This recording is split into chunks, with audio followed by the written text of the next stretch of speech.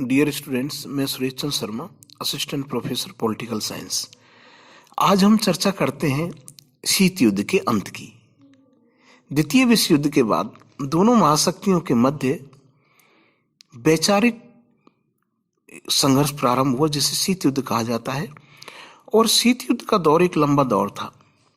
इस लंबे दौर में कई क्षण ऐसे आए जब परमाणु युद्ध, तृतीय विश्व युद्ध की स्थिति बनी। दोनों ही महाशक्तियां टकराव की स्थिति में आई। दोनों महाशक्तियां बराबर की थीं, इसलिए कोई किसी से कम नहीं था।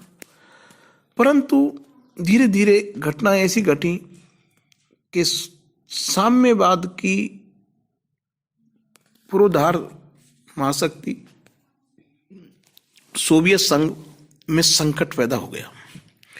और यह संकट यहां तक बढ़ गया कि एक दिन सोवियत संघ का बिखराव हो गया।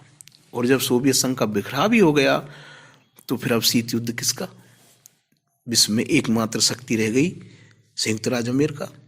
आज हम इसी घटनाक्रम को पढ़ेंगे।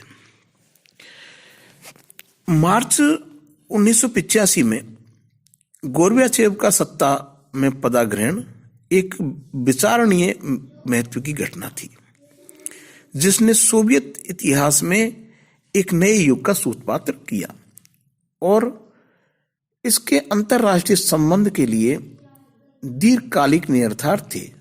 हालांकि यह स्पष्ट था कि गोर्बाचेव का उद्देश्य सोवियत संघ को विघटित करना नहीं था, अपितु उसे एक गुंजायमान आर्थिक राजनीतिक कर्ता धर्ता बनाना था। कोई भी राष्ट्रीय अध्यक्ष, चाहे वो गोर्बाचेव हो, स्टालिन हो, ख्रुश्चेव हो या कोई भी, ये नहीं चाहता कि उसके कार्यकाल में उसका देश टूटे, बिखरे, कमजोर पड़े। हर कोई यही चाहता है कि उसके कार्यकाल में उसका देश सफलता की बुलंदियों को छुए। गोर्बाचेव के कुछ प्रयासों ने देश की व्यवस्थात्मक समस्याओं को व्यवस्थापरक संकट में बदल दिया। इनमें से पहला प्रयास था सोवियत संघ के जीवन की वास्तविकता के बारे में ज्ञान का प्रसार, जिसे ग्लासनोस्त अर्थात खुलापन। दूसरा और तीसरा प्रयास था राजनीतिक एवं आर्थिक पुनर्निर्माण, जिसे पेरेस्ट्रोइका कहा गया। अगर कोई एक तत्व जो गोर्बाचेव को उनके पूर्व अधिकारियों से दृष्टिकोण में भिन्न करता है तो वह यह विश्वास था कि दबाव की बजाय सहमति द्वारा इन परिवर्तनों का क्रियान्वयन होना चाहिए। ग्लासनोस्त ने शीघ्र ही उन सीमाओं को पार कर लिया जो प्रारंभिक रूप से उसके लिए तय की गई थी। एक बार प्रेस, रेडियो, टेलीविजन, फिल्म जगत पर नियंत्रण कमजोर पड़ा तो गोर्बाचेव के हाथों से जनमत का नियंत्रण भी जाने लगा। इन सुधारों के द्वारा गोर्बाचेव ने एक नवोदित नागरिक समाज के अस्तित्व को स्वीकृति दी, जो साम्यवादी पार्टी और सरकार के हित से भिन्न थी। परिवर्तन लाने के लिए एक अन्य प्रेरक तत्व था विदेश नीति की नई दार्शनिकता, जिसे गोर्बाचेव सोवियत अमेरिकी संबंधों पर लागू करना चाहते थे। विदेश नीति में नई सोच का अर्थ था कि पहली बार इस बात को स्वीकार किया गया कि केवल शस्त्रों के संचालन द्वारा ही सुरक्षा को प्राप्त नहीं किया जा सकता। सुरक्षा की प्राप्ति एक सैनिक गतिविधि की अपेक्षा राजनीतिक गतिविधि है और उसे केवल प्रतियोगी पक्षों के बीच सहयोग द्वारा ही प्राप्त किया जा सकता है। परस्पर निर्भरता और सामान्य सुरक्षा हितों एवं सामान्य विश्वव्यापी चुनौतियों का सामना करने के लिए देशों के मध्य सहयोग की मान्यता ने पूंजीवाद एवं साम्यवाद के बीच विवाद की अवश्यभावी की परंपरावादी सोवियत धारणा का स्थान ले लिया। अगस्त 1989 में यह घोषणा की गई कि सोवियत संघ अफगानिस्तान से अपनी सेनाएं हटा लेगा। अगले वर्ष संयुक्त राष्ट्र के भाषण के दौरान गोर्बाचेव ने अपनी नई विदेश नीति के सिद्धांतों का प्रतिपादन किया और वर्ष 2000 तक परमाणु निशस्त्रीकरण एवं सशस्त्र सेनाओं में 5 लाख तक की कमी की प्रति वचनबद्धता व्यक्त की। एक बहुजातीय बहुभाषाई पहचान वाले 15 स्वायत्त गणराज्यों और असंख्य उप इकाइयों वाला सोवियत संघ एक विशाल साम्राज्य था। आंतरिक रूप से बाल्टिक गणराज्य, एस्टोनिया, लाटविया, लुथानिया और फिर जॉर्जिया से स्वतंत्रता की मांगें उठने लगी। इन आंदोलनों के बाद अन्य प्रदेशों और वस्तुतः प्रभावित सभी सोवियत गणराज्यों से आवाज उठने लगी। उनकी मांगों पर खास ध्यान नहीं दिया। जब गोर्बाचोव ने अलगाववाद की वास्तविकता का अनुभव किया तो भी वे सोवियत सैन्य शक्ति के पूर्ण प्रयोग द्वारा उनका दमन करने के पक्ष में नहीं थे। 1990 और 1991 के दौरान गोर्बाचोव रूढ़िवादियों और उदारवादियों को संतुष्ट करने के प्रयास के बीच डोलते रहे। पहले उन्होंने बल प्रयोग द्वारा राष्ट्रीयता के दमन का वचन दिया। बाद में 1991 के प्रारंभिक महीनों में उन्होंने एक नई संघीय संधि का प्रस्ताव रखा, जिसके द्वारा सोवियत गणराज्यों को मौलिक रूप से शक्ति का हस्तांतरण किया जाना था। यह एक ऐसा कदम था जिसने रूढ़िवादियों को अगस्त 1991 में आकस्मिक शासन परिवर्तन के लिए उत्तेजित कर दिया। पेरेस्ट्रोइका की नीति और राष्ट्रवादी लहर के कुछ महीनों बाद ही सोवियत संघ का विघटन हो गया और इसका स्थान अलग अलग स्वतंत्र राज्यों ने ले लिया। सोवियत संघ का विघटन और पूर्वी यूरोप पर उनके प्रभाव में कमी नवंबर 1989 में बर्लिन की दीवार के ध्वस्त होने से परिलक्षित होती है।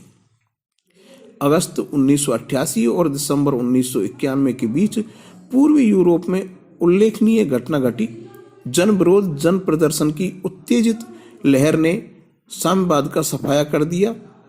यह प्रतिक्रिया पोलैंड में अगस्त 1988 में प्रारंभ हो गई, जब एकात्मक व्यापार संघ के व्यापक गैर सरकारी हड़तालें प्रारंभ कर दी। इससे अंततः सरकार को जून 1989 में मुफ्त चुनाव कराने पर बाध्य किया, जिसमें साम्यवादियों की भारी पराजय हुई। अन्य सभी रूसी अधीनस्थ राज्यों में तेजी से क्रांतिकारी विद्रोह फैल गया। हंगरी अगला राज्य था जहां मुक्त चुनाव हुए, जिनमें साम्यवादियों की पुनः हार हुई। पूर्व में जर्मनी के साम्यवादी नेता एरिक होनेकर बल प्रयोग द्वारा प्रदर्शनों को विभंग करना चाहते थे। इससे उसके सहकर्मी ही उनके विरुद्ध हो गए। 1989 के अंत में साम्यवादी सरकार ने इस्तीफा दे दिया। जल्द ही बर्लिन की दीवार को तोड़ दिया गया और 1989 के अंत तक चेकोस्लोवाकिया, बुल्गारिया, रोमानिया साम्यवादी सरकारों को हटा दिया गया। दिसंबर 1991 के अंत में सोवियत संघ स्वयं पृथक स्वायत्त गणराज्यों में विभक्त हो गया। इसका तात्कालिक परिणाम यह निकला कि पूर्व सोवियत संघ और उसके मित्र अब पश्चिम के दुश्मन नहीं रह गए। नवंबर 1990 में नाटो वर्सा संधि के सदस्यों ने एक संधि पर हस्ताक्षर किए, जिसमें इस बात पर सहमति हुई कि अब कोई भी विरोधी नहीं है और कोई भी आत्मरक्षा के सिवाय अन्य किसी कारण से अस्त्र शस्त्रों का प्रयोग नहीं करेगा। इस प्रकार शीत युद्ध अब समाप्त हो गया। कभी कभी विवादों का समाधान शांतिपूर्ण ढंग से कर लिया जाता है, जैसे कि चेकोस्लोवाकिया, जबकि कभी कभी खुले युद्ध के रूप में प्रकट होता है, जैसे कि अजरबैजान और आर्मेनिया के मध्य। इनमें से सबसे मुश्किल था यूगोस्लाविया, जिसका 5 पृथक राज्य में विभाजन हो गया। सर्बिया, बोस्निया, हर्जिगोविना, क्रोएशिया, स्लोवेनिया और मैकेडोनिया। इस प्रकार एक ही समय पर जहां पश्चिमी यूरोप के राज्य एकीकृत यूरोप यूनियन की ओर निकटतम रूप से बढ़ रहे थे, वहीं पूर्वी यूरोप छोटी छोटी राष्ट्रीय इकाइयों में बंट रहा था। इसके अतिरिक्त पूर्वी साम्यवादी राज्य आर्थिक संकट और निर्धनता की भीषण समस्या से जूझ रहे थे, जिसमें वे समाजवादी अर्थव्यवस्था से मुक्त बाजार अर्थव्यवस्था की ओर उन्मुख थे। उन्हें पश्चिम में एक सुनियोजित उदार कार्यक्रम के लिए आर्थिक मदद की आवश्यकता थी। अन्यथा पूर्वी यूरोप में स्थायित्व कायम करना कठिन होता। साम्यवादी विचारधारा की दुर्बलता और प्रत्यक्ष भय के अभाव ने पश्चिम गुट, संयुक्त राज्य अमेरिका, पश्चिमी यूरोप, जापान के बीच संबंधों को प्रभावित किया। वे साम्यवाद के विरुद्ध तो खड़े ही थे, परंतु अब व्यापार और इस बात को लेकर मतभेद उत्पन्न हुए कि पूर्वी यूरोप की समस्याओं को सुलझाने के लिए संयुक्त राज्य अमेरिका और जापान किस सीमा तक मदद कर सकते हैं। जब हम शीत युद्ध के अंत की बात करते हैं तो इससे हमारा अभिप्राय उस संरचनात्मक स्थिति के अंत से है जिसे इन रूपों में परिभाषित किया गया था। अमेरिका और सोवियत संघ के बीच राजनीतिक व सैनिक प्रतिद्वंद्विता, साम्यवाद और पूंजीवाद के बीच वैचारिक मतभेद, यूरोप का विभाजन तथा अंतरराष्ट्रीय व्यवस्था की परिधि से केंद्र में संघर्ष का विस्तार था। इस प्रकार हम देखते हैं कि 1945 से और 1990 तक का दौर दो महाशक्तियों के संघर्ष का दौर रहा, टकराव का दौर रहा, विचारधाराओं के प्रसार का दौर रहा। 1990 में जब यूएसएसआर का विघटन हो गया तो एक युग का अंत हो गया और यूएसएसआर अनेक देशों में विभक्त हो गया और विश्व में अब एक ध्रुवीय व्यवस्था की स्थापना हो गई जिसका पुलिसमैन था संयुक्त राज्य अमेरिका। Thank you.